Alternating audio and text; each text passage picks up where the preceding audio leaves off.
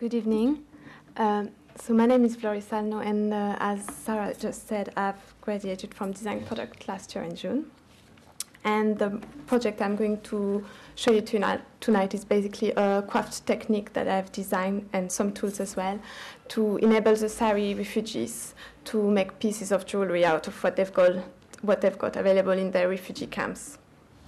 So I'm going to first say a few words about the Sari people, then explain to you the technique I've designed and the aims of the project, then how our collaboration happens through workshops and what came out of that.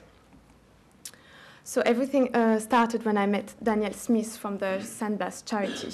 So she lives in London, and through her charity she wants to empower the Sari to tell their own story and to promote their own culture. So the Sari are former nomadic people. They used to live in Western Sahara, which is the green part on the map, and which is currently south of Morocco. And in 1975, when Morocco invaded and annexed their territory, half of them had to leave. And since then, I've been living in exile in near the city of Tindouf, southwest Algeria, which is a really barren and remote stretch of the Algerian desert.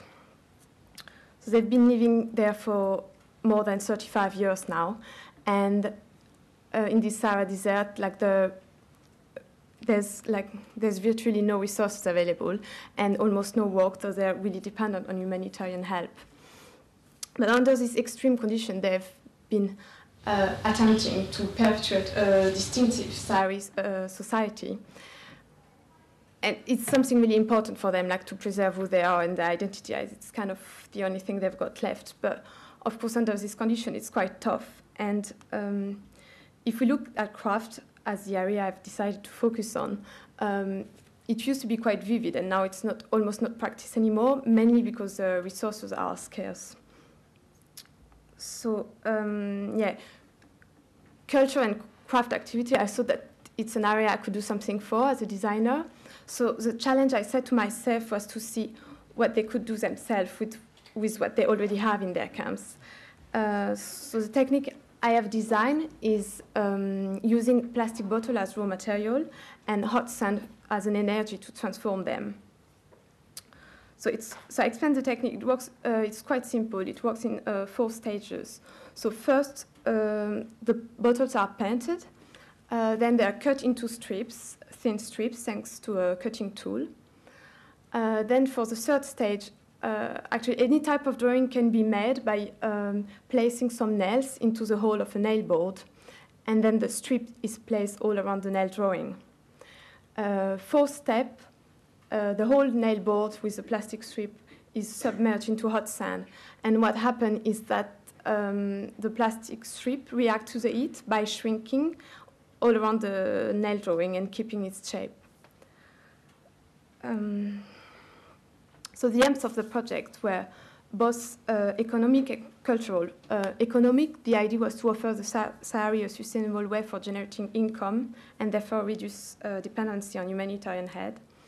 And cultural, to provide them with an open source technique and tools with which they can design their own pieces and integrate their local craft tradition in an original way.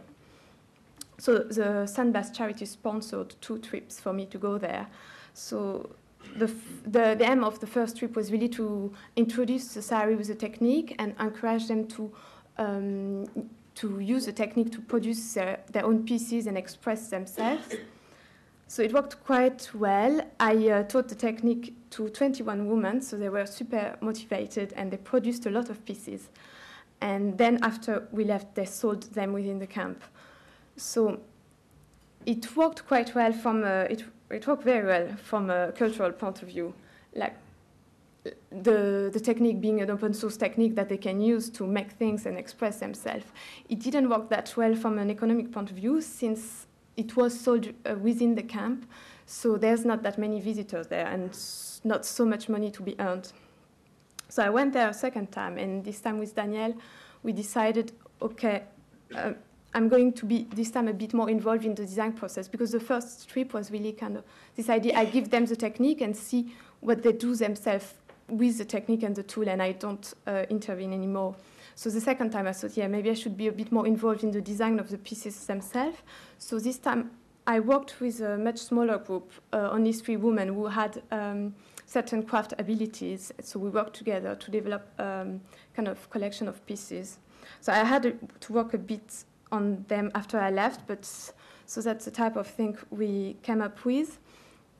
So for these final pieces, I decided to use some gold pen because it's something I noticed that it was kind of bothering them, this plastic jewelry, to kind of give value to the pieces. So I thought that can be a way. So playing with gold pen, and I was playing with other colors as well.